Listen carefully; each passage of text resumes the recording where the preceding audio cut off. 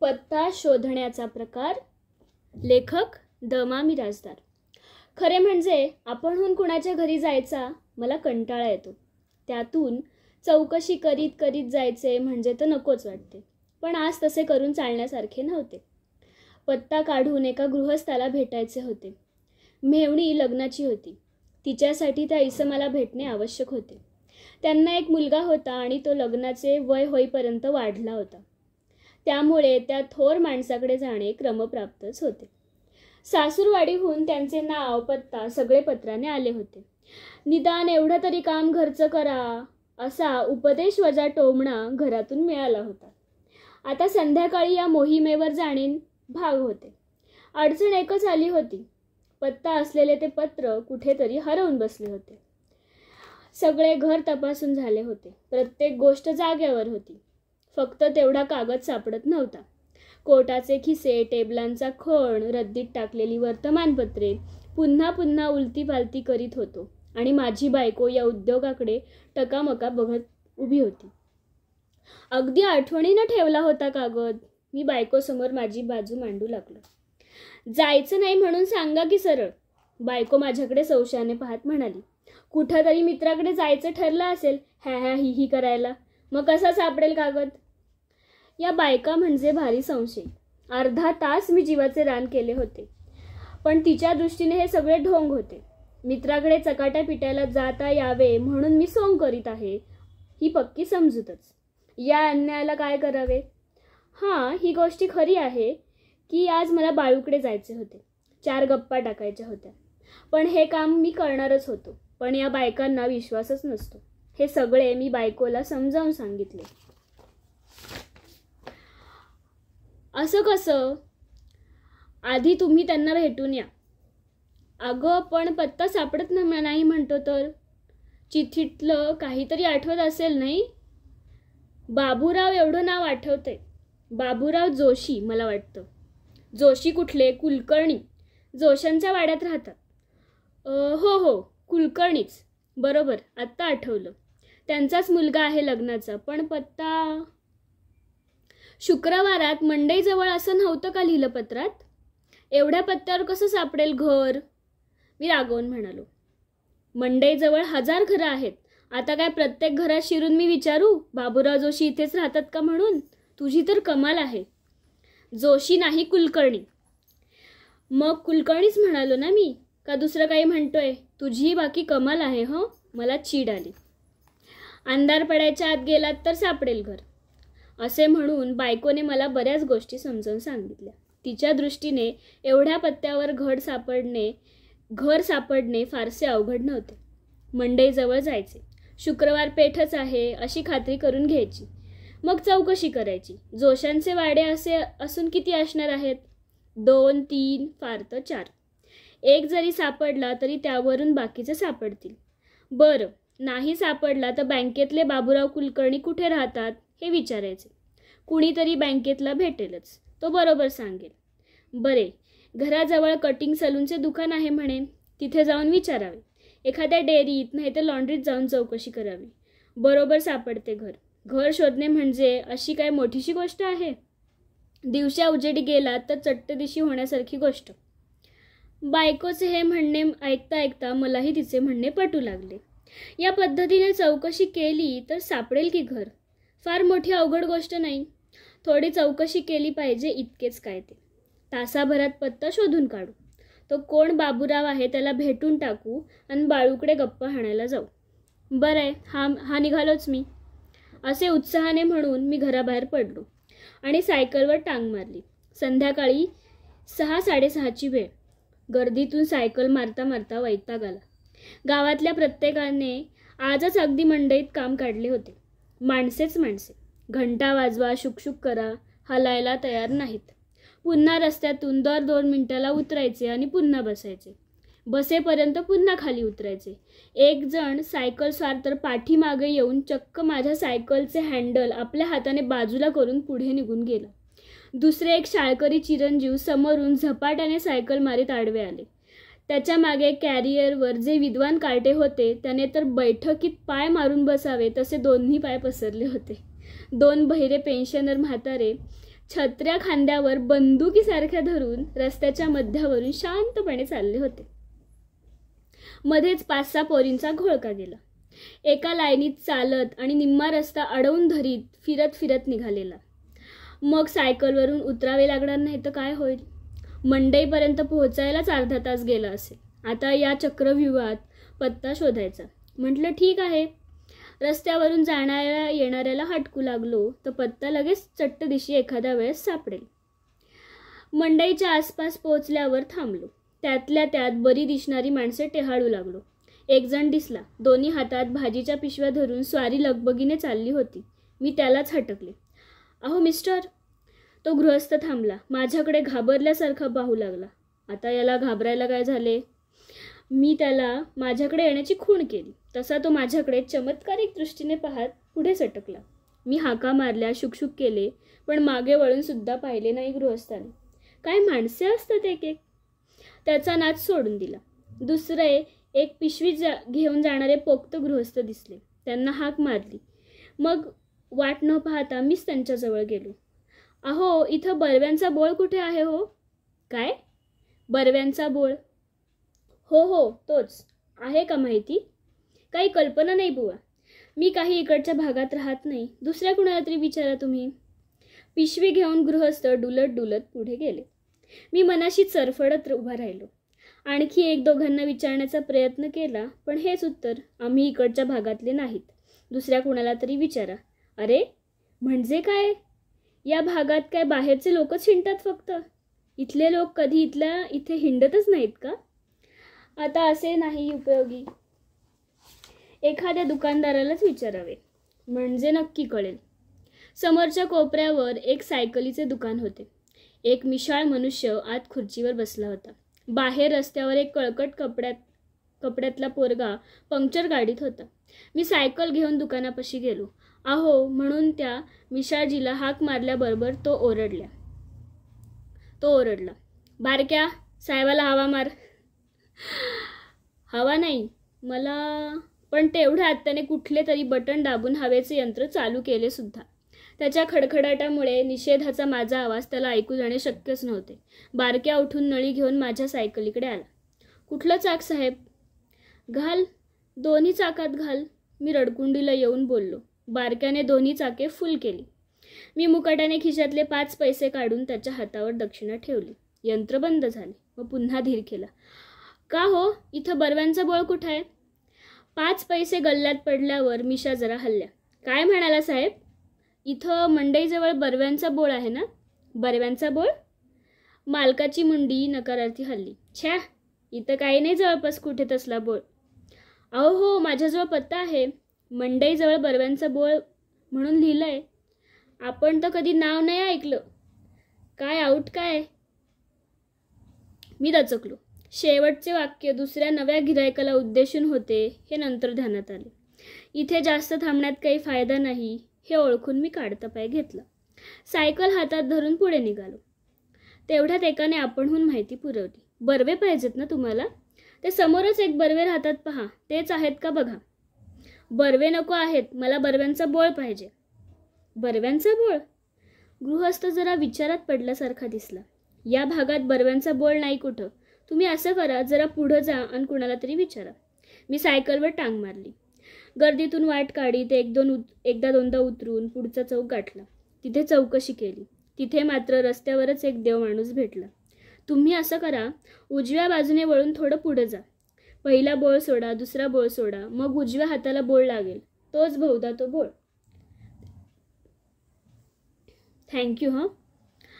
मी त्याचे मनापासून आभार मानले. सायकल घेऊन त्याने सांगितलेल्या दिशेने शोधाशोध केली. याला विचार त्याला विचार असे करीत त्या बोळापाशी जाऊन पोहोचलो.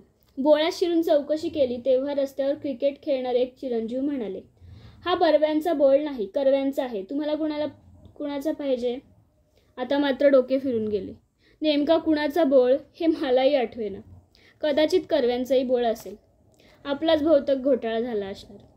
बाकीची चौकशी तर करून पाहू, त्यातून पत्ता लागेल. का रे, इथं जोशांचा वाडा आहे का एखादा? कोणते जोशी? त्या चिरंजीवांनी पृच्छा केली. अरे असे एकूण किती जोशांचे वाडे आहेत?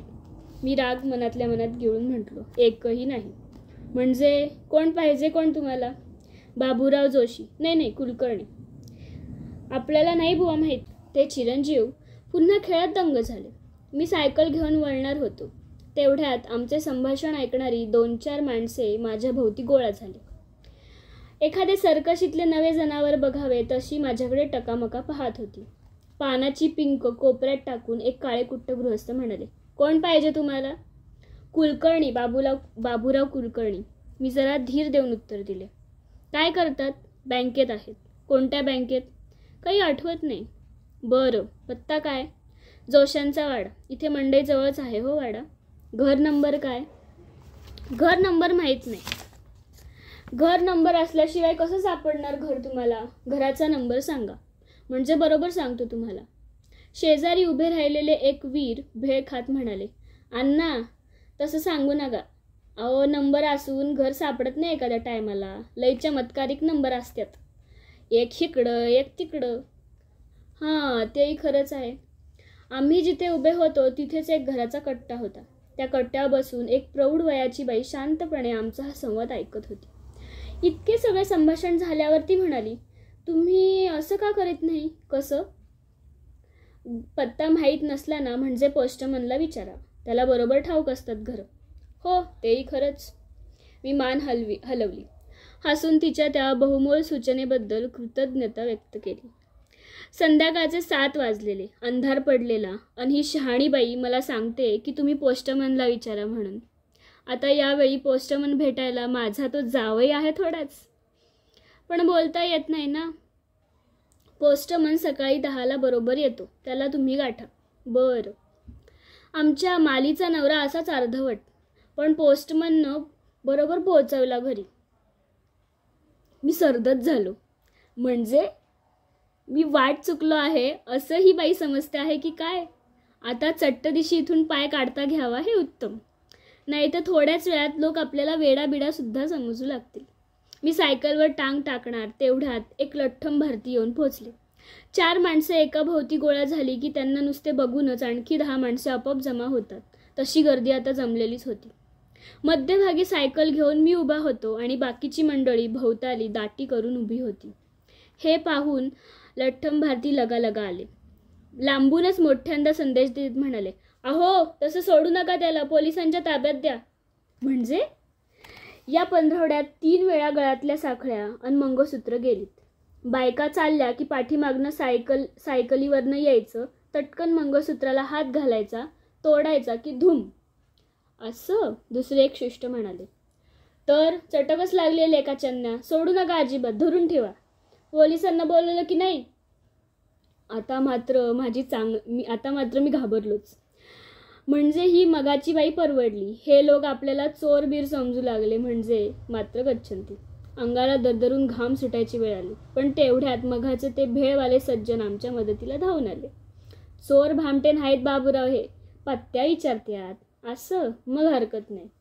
बाबूरावांनी सुस्कारा सोडला. माझ्याकडे निहाळून पाहिले. मग मला उद्देशून म्हणाले, त्याचं काय आहे, हल्ली असल्या गोष्टींचा फार सुळसुळाट झालाय हो. ही वेळ बरोबर गाठतात. दिसायला पुन्हा अगदी जंटलमेन दिसणार. खरं आहे, असतात लोक असे. मीही त्यांच्या बोलण्याला मान हलवून संमती दर्शवली. मुकाटाने गर्दीतून वाट काढून चालू लागलो. सायकलवर बसून पायडल जोरात मारले. तो बोळ, ती गर्दी डोळ्याआड झाली तेव्हा बरे वाटले. झाली एवढी शोधाशोध पुरे. आता सरळ घरी जावे. पत्ता सापडल्यावरच या भूभागाचे संशोधन करावे. तोपर्यंत नकोच ही भानगड. विचार केला खरा, पण पुन्हा मनाने उचल खाल्ली. असे कसे? इतका वेळ आपण वाया घालवला, तो काय फुकट? एक साधा पत्ता सापडत नाही म्हणजे काय? सापडलाच पाहिजे, नाहीतर आपल्याला कमीपणा आहे. मला पुन्हा चेव आला. एके ठिकाणी उतरून थांबलो. समोर पाहिले तर कटिंग सलूनची पाटी. समोर जुना वाडा, त्याला दिंडी दरवाजा. हाच तर वाडा नसेल जोशांचा? त्याचा काय नेम? एखाद्या वेळी अभावितपणे आपण नेमक्या ठिकाणी येऊन पोहोचतो. चौकशी करावी हे बरे. आसपास दुसरे कोणी दिसले नाही म्हणून हेअर कटिंग सलूनचा दरवाजा ठोठवला. एक कारागीर बाहेर डोकावला. या साहेब. नाही, दाढी कटिंग नाही करायची आहे मला, मी खुलासा केला. नुसता कट मारायचा आहे? नाही हो. मग इथे जोशांचा वाडा कुठे आहे माहिती आहे? जोशांचा वाडा? नाही बुवा. माझी एकदम निराशा झाली. म्हटलं, हा समोर दिंडी दरवाजा दिसतोय, तो वाडा कुणाचा? तो रावताचा वाडा आहे. वाडा कसला? बखळच आहे. असं होय. तुम्हाला ठाव आहे का भाऊ साहेब जोशांचा वाडा? कारागीर साहेबांनी हे वाक्य 8 डोके घालून कुणाला तरी विचारले. मला जरा धीर आला. सायकल उभी केली. 8 डोकावले. आतल्या बाजूला कोणी एक उघडे बंब भाऊसाहेब दाढीसाठी बसले होते. त्यांचे सबंध तोंड साबणाने माखले होते. धोतर मांडीपर्यंत वर घेतलेले, पाठीवर कानात केसांचे पुंजके. त्यांच्या अवताराकडे पाहूनच मला वाटले की यांच्याकडून कसलीही माहिती मिळण्याची आशा नाही. कुणाचा वाडा पाहिजे? आरशातल्या माझ्या प्रतिबिंबाकडे पाहत त्यांनी विचारले. मीही त्यांच्या आरशातले रूपाकडे लक्ष ठेवीत उत्तर दिले. जोशांचा वाडा. पण तिथं कोण पाहिजे? कोण? बाबूराव कुलकर्णी. काय करतात? मी पुन्हा एकदा घडाघडा सगळी माहिती म्हणून दाखवली. जेवढा पत्ता आठवत होता तेवढा सगळा सांगितला. तुम्ही असं करा, हितनं नीट खाली मोडा, 5-7 घरं सोडा. बरं, मग खाल्ल्या अंगाला चौक लागल. कोपऱ्यात म्हसोबा आहे, तिथं डाव्या साईडला वाळा. जरा खाली गेलात की पुढं जोशांचा वाडाच आहे. अनपेक्षितपणे पत्ता मिळाला. जरा बरे वाटले. पत्ता नीट एकदा समजावून घेतला. मग तो घोकीत चौकात गेलो. म्हसोबा दिसला नाही तेव्हा पुन्हा घोटाळ्यात पडलो. पण दिसला एकदाचा. त्यानुसार डाव्या बाजूला वळून चौकशी केली तेव्हा एकाने लांबूनच वाडा दाखविला. चला, वाडा तर सापडला. आता हाच तो वाडा असो आणि इथंच ते बाबूराव कुलकर्णी राहत असोत म्हणजे जिंकलो.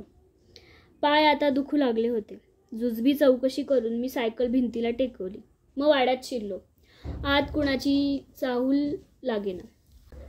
हका मारत न थांबता आणखीन पुढे गेलो.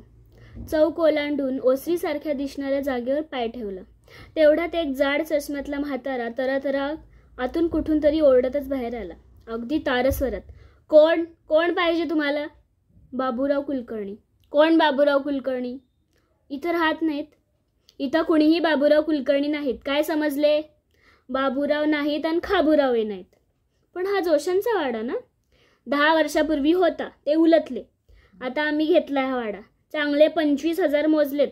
एक दमडा कमी नाही. 5 रुपये खर्चून पाटी लावली ना बाहेर, पेंडसे वाडा म्हणून. दिसली नाही? अंधारात काही पाहिली नाही, मी दिलगिरीच्या सुरात म्हटले. म्हातारबुवांनी डोळे वटारले. जो येतो तो हेच बोंबलतो आणि येतो तो थेट ओसरीवर. दरवाजापाशी थांबायचं नाहीच. एकदम आत धडक. साव कळत नाही, चोर कळत नाही. मी मुकाट्याने वाड्याबाहेर धाव घेतली. सायकल उचलली, चालायला लागलो. घड्याळात पाहिले. 8 वाजले होते. पाय तर दुखतच होते पण डोकेही दुखू लागले होते. म्हटले, ही भटकंती आता पुरे. खड्ड्यात गेला तो बाबूराव. सरळ सायकलवर टांग मारली. दारापाशी आलो. आता चांगला अंधार पडला होता. रस्त्यावरची वर्दळ कमी झाली होती. खांबावरच्या दिव्यांचा अंधुक उजेड रस्त्यावर पडला होता. फाटक उघडून मी आत शिरणार तेवढ्यात कोणीतरी शुकशुक करून हाक मारल्यासारखी वाटली. मी मागे वळून पाहिले. एक पोक्त गृहस्थ मला उद्देशून हातवारे करीत होते. अहो मिस्टर, काय पाहिजे? मी थांबलो. ते नागपूरकर कुठे राहतात, काही कल्पना आहे का तुम्हाला? कोण नागपूरकर? ते एसटीत आहेत बघा. काय पत्ता दिलाय? इथंच याच कॉलनीत घर आहे हो. मागे एकदा बऱ्याच वर्षापूर्वी मी आलो होतो पण आता सापडत नाही. बरं, घर नंबर वगैरे? अहो, नंबर घराचा माहीत असता तर तुम्हाला कशाला विचारलं असतं? ते गृहस्थ जरा चिडलेले दिसले. मलाही राग आला. सरळ विचारलं तर एवढं चिडायचं कशाला? तुम्ही असं करा, मी सायकल घरात घेत म्हणालो. पोस्टमनला माहिती असतात बघा पत्ते, त्याला विचारा. धन्यवाद. हे कथा वाचन तुम्हाला आवडलं असेल तर आपल्या चॅनलला सबस्क्राईब करा, शेअर करा, लाईक करा आणि तुमच्या मित्रमैत्रिणींबरोबर नक्की शेअर करा. लोभ असावा.